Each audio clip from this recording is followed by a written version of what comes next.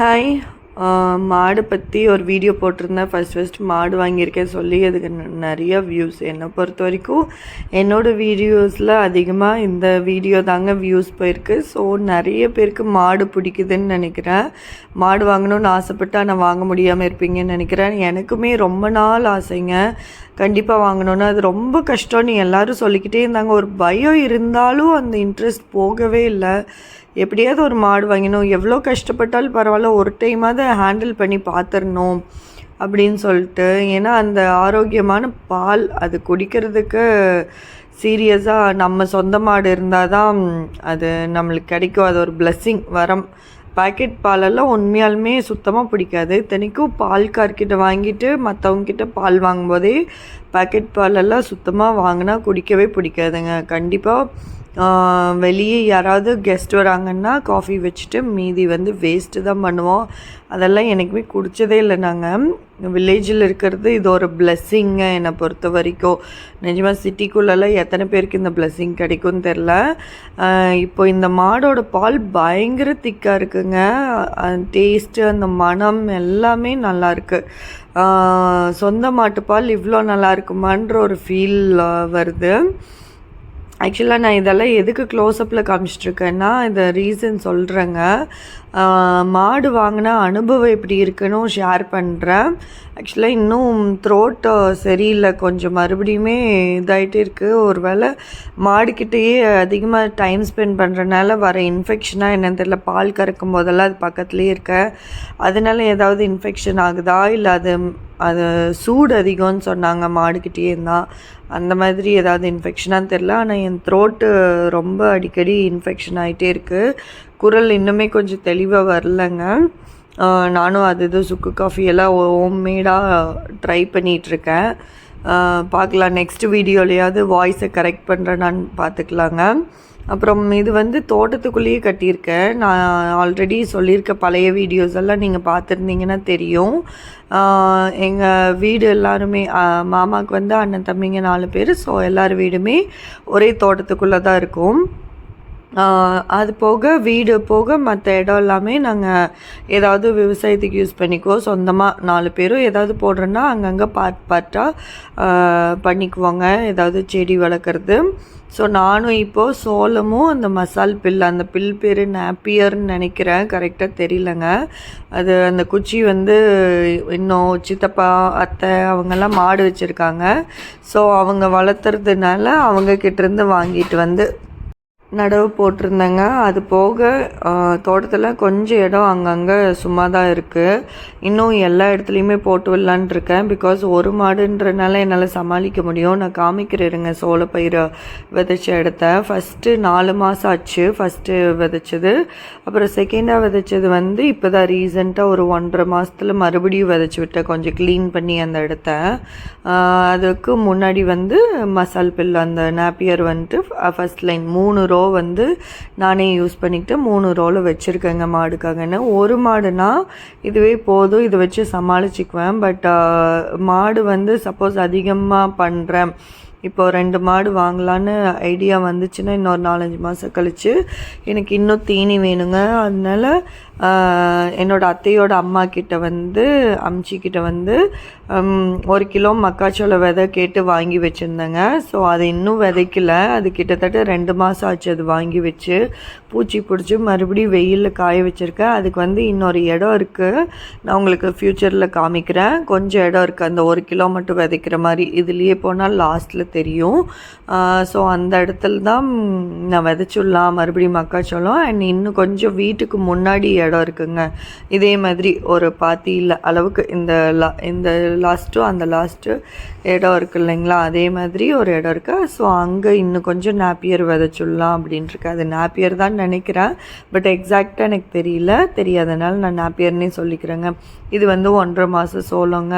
இதுவும் இதுக்கு முன்னாடி இருக்குது இல்லைங்களா, கொஞ்சம் ஹைட்டாக தெரியுது இல்லைங்களா, அது முடியறதுக்குள்ளே இது ஓரளவுக்கு தலைஞ்சு வந்துடும் இன்னொரு 2 மாதத்தில். ஸோ எனக்கு இப்போதைக்கு இப்போதைக்கு ஒரு மாட்டுக்கு தீனி ரெடி பண்ணிட்டேன், பிரச்சனை இல்லைங்க. ஆனால் சத்து இல்லைங்க ஆக்சுவலாக மண்ணில்.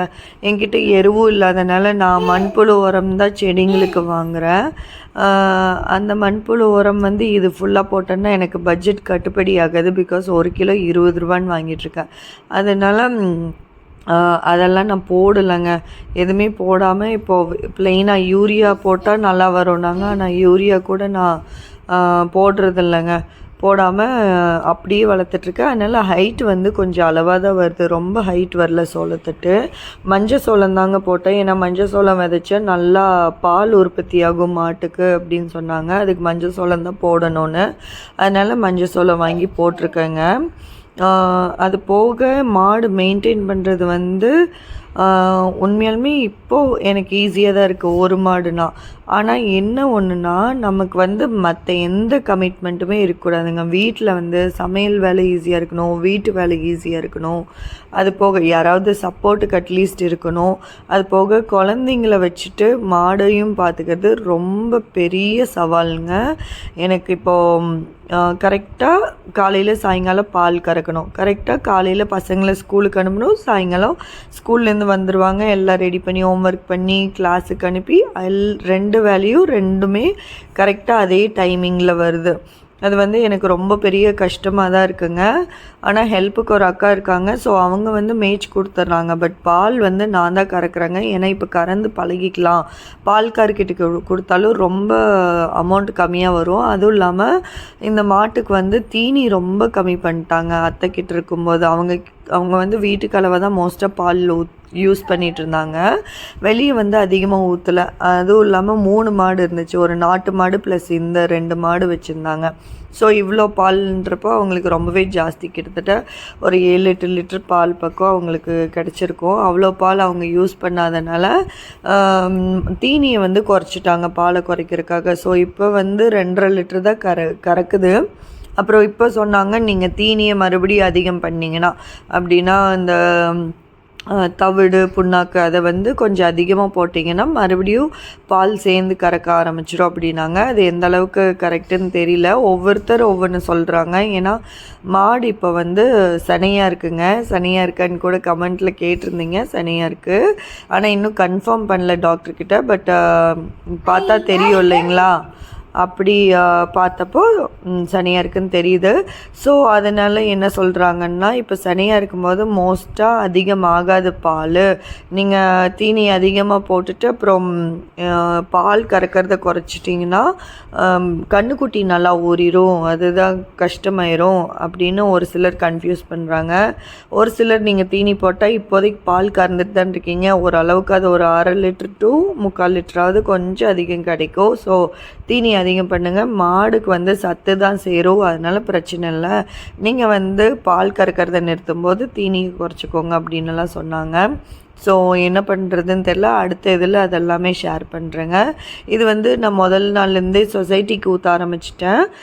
முதல்ல ஒரு வாரம் வந்து தெரிஞ்ச பால்கார அக்கா கிட்டே கொடுத்து ஊற்றிட்டு இருந்தேன் அவங்க அக்கௌண்ட்டில். அப்புறம் அவங்களே ஐடியா கொடுத்தாங்க, நீங்கள் அக்கௌண்ட் ஓப்பன் பண்ணிடுங்க, ஈஸி தான் அப்படின்னு. அப்புறம் ஒரு 4 நாள் கழித்து நானே ஊற்றிக்கிறேன், ட்ரை பண்ணி பார்க்குறேன் அப்படின்னு சொல்லிட்டு ஒரு நாள் 1 லிட்டர் பால், 1 லிட்டர் தான் மிச்சம் ஆகுதுங்க. அதுவுமே வீட்டில் வந்து அதிகமாக பால் தேவைப்படலைன்னா 1 லிட்டர் ஊற்றுற மாதிரி இருக்குது. இல்லைன்னா காலையில் ஒரு 1/2 லிட்டர் மிச்சம் பண்ணி ஈவினிங் சேர்த்து ஒரு 1.5 லிட்டர் ஊற்றுற மாதிரி இருக்குது. ஏன்னா சின்னத்தைக்கும் 1 லிட்டர் ஊற்றிட்டு இருந்தேன். அவங்க மாடு வந்து சனையாக இருந்துச்சு, அது இப்போ தான் கண்ணு போட்டிருக்கு. ஸோ சீம்பால் திரும்புகிற வரைக்கும் அவங்களுக்கு வேணும்னாங்க. அவங்களுக்கு ஒரு 4 லிட்டர் ஊற்றிட்டு இருந்தேன், 1 லிட்டர் ஊற்றிட்டு இருந்தேங்க ஒரு 4 நாள். ஸோ அதெல்லாம் முடிச்சுட்டு வீட்டுக்கு தேவை போக இப்போ தான் வந்து 1 லிட்டர் மிச்சம் ஆகுது. பிகாஸ் அது கறக்கிறதே 2 to 2.5 லிட்டர் தான். அதனால் அதில் மிச்சம் ஆகிறதா கொண்டு போய் சொசைட்டிக்கு ஊற்ற முடியும். அதனால் இப்போ ஊற்றிட்டுருக்கேன். கிட்டத்தட்ட 35 ரூபாய்க்கு மேலே தாங்க ஃபுல்லாகவே வருது ரேட்டு. ஏன்னா பால் நல்லா திக்காக இருக்கனால ரொம்பவே நல்லா இருக்குது. அதெல்லாமே அதோடு என்னென்னா இப்போ ஈஸியாக அக்கௌண்ட் வந்து 5 நிமிஷத்தில் ஓப்பன் பண்ணிட்டேங்க. என்னென்னா என்னோடய பேர், ஃபோன் நம்பர் கேட்டாங்க. அப்புறம் அவங்களே ஒரு நம்பர், நம்மளுக்குன்னு ஒரு நம்பர் ரெஜிஸ்டர் பண்ணிடுறாங்க. அப்புறம் நம்ம பாஸ்புக்கு, பேங்க் பாஸ்புக்கு ஜெராக்ஸ் கொடுத்துட்டோன்னா ரெஜிஸ்டர் பண்ணி 10 நாளைக்கு ஒரு டைம் அக்கௌண்ட்டில் அமௌண்ட் வந்துடும் அப்படின்னு சொன்னாங்க. ரொம்பவே ஈஸியாக இருக்குது. அண்ட் இது என்னென்னா உண்ணி வந்துட்டுருக்குங்க மாடுக்கு. என்னென்ன ஃபஸ்ட்டே இருந்திருக்கு, கிட்டத்தட்ட 1 மாதமாக லைட்டாக வந்தது, அப்படியே அதிகமாகி ரொம்ப ஜாஸ்தியாகி அவ்வளோ உண்ணி இருந்துச்சாமாங்க. ஸோ அது வந்து மருந்து வாங்கி நான் மாடு வாங்குறதுக்கு ஒரு 1.5 வாரம் முன்னாடி, 1 to 2 வாரம் முன்னாடி தான் அந்த உண்ணி மருந்தை வந்து ஃபுல்லாக தூவி விட்டுருக்காங்க. அதில் வந்து முடி ஃபுல்லாக கொட்டி ஃபுல்லாமே தோலே தெரிகிற அளவுக்கு இருந்துச்சுங்க. இப்போ பார்த்தா இந்த தோலெல்லாம் செதிலாக வருது, ட்ரை ஆகி வருது, அந்த மாதிரி இருக்குங்க. இப்போ நான் 2 டைம் கழுவி விட்டேன் நான் வாங்கினதுக்கப்புறம் 1.5 வாரத்தில் மாடை. ஏன்னா ரொம்ப முடி கொட்டிகிட்டு இருந்துச்சு. நான் ஃபஸ்ட்டு டே பால் கறக்கும் போதெல்லாம் பாலில் ஃபுல்லாக முடி தாங்க இருந்துச்சு. அதுக்கப்புறமா தான் கொஞ்சம் கழுவி விட்டதுக்கப்புறம் பெட்டராக இருந்துச்சு. இப்போ மறுபடியும் ஒரு ரெமெடி யூஸ் பண்ணியிருக்கேன், தேய்ச்சி விட்டுருக்கேன். அது நேச்சுரல் ரெமெடி. ஏன்னா மறுபடியும் உண்ணி வர விட்டுறக்கூடாதுன்னு. அது போக நான் 2வது தடவை கழுவும்போது பார்த்தா சின்ன உண்ணியாக இருந்துச்சுங்க. அதெல்லாம் பிடுங்கி விட்டு அது மேலே ஆசிடெல்லாம் ஊற்றி இதெல்லாம் பண்ணேன். அந்த ப்ரொசீஜர் நான் உங்களுக்கு அப்புறமா ஷேர் பண்ணுறேன் மறுபடியும். ஸோ இதுவும் கொஞ்சம் கஷ்டம்தான். வாங்கின உடனேயே இதெல்லாம் கற்றுக்கிற அளவுக்கு போயிடுச்சுங்க. பால் கறக்கிறது எனக்கு ரொம்ப கஷ்டமாக இருக்குது. கை ரொம்ப வலிக்குது. கையில் ஆல்ரெடி அடிபட்டிருக்கு. அந்த வீடியோ வந்து லெஃப்ட் ஹேண்டில் ஆல்ரெடி ஷேர் பண்ணியிருக்கேன், ஃப்ளெக்ஸர் டெண்டான் சர்ஜரி பண்ணது.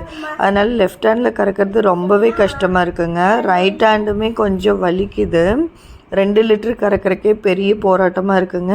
1.5 லிட்ரு எப்படியோ கறந்துடுறேன். 1/2 லிட்ரு வந்து சின்னத்தைக்கு கறக்கிற அந்த அண்ணாவை கூப்பிட்டு ஹெல்ப்புக்கு லாஸ்ட் 1/2 லிட்ரு கறந்துட்டுருக்கேன். ஏன்னா பால் அடக்கி பழகிடுச்சுன்னா ரொம்ப அடக்கிக்கும். அப்புறம் பால் எங்கேயாவது தேங்கிடுச்சுன்னா மடி வீக்க வந்துடும், என்னென்னமோ சொல்லிகிட்டு இருந்தாங்க. ஸோ அப்படி விடக்கூடாதுன்னு எப்படியாவது ட்ரை பண்ணி அந்த அண்ணாவை பக்கத்துலேயே நிற்க சொல்லி 1.5 லிட்ரு கறந்துடுறேன். அப்புறம் ரொம்ப கை வலிக்குது, முடியலன்னா ரொம்ப ஸ்லோ ஆயிடுது, ஸ்ட்ரென்த் பத்தலைன்னா அப்புறம் அந்த அண்ணாவை வச்சு கறந்துட்டுருக்கேங்க. இப்போதைக்கு இப்படி தான் போயிட்டுருக்கு. இன்றைக்கி ஃபுல்லாகவே சண்டே ஃபுல்லாகவே நான் தான் பார்த்துட்டு இருந்தேன். பட் நல்லா இருக்குங்க. என்னதான் இருந்தாலும் மனுஷங்களை விட மிருகங்க கூட வாழ்கிறது ஒரு வித்தியாசமாக நல்லா தான் இருக்கும். சம்திங் ஸ்ட்ரெஸ் ஃப்ரீயாக தான் இருக்குது. எனக்கு கஷ்டமாக இல்லை, ஸ்ட்ரெஸ்ஸாக இல்லை. வேலை மட்டும் அளவே இல்லாமல் இருக்குது. ரெஸ்ட் எடுக்க முடியல, வேலை ஜாஸ்தியாக இருக்குங்க. ஆனால் என்னென்ன வேலைன்னு ஷேர் பண்ணுறேன். நம்ம பழகிருச்சுன்னா ஈஸியாக இருக்கும். எனக்கு இதுதான் ஃபஸ்ட் டைம் ஸ்டார்டிங் அப்படின்றனால, இது வரைக்கும் எக்ஸ்பீரியன்ஸ் இல்லாதனால எனக்கு வந்து இந்த வேலையெல்லாம் கொஞ்சம் கஷ்டமாக இருக்குது. எல்லாமே பழகிட்டேன்னா டக்குன்னு இதாயிரும். கிட்டத்தட்ட 10 நிமிஷம் ஆகுது எனக்கு பால் கறக்க. அதெல்லாம் 2 நிமிஷத்தில் எக்ஸ்பீரியன்ஸ் இருந்தால் கறந்துடலாம், அந்த மாதிரியெல்லாம் இருக்குங்க. ஸோ எல்லாமே அனுபவம் தான். இதையும் கற்றுக்கலாம், இதையும் ஒரு அனுபவமாக வச்சுக்கலாங்க. ஓகே, பாய்.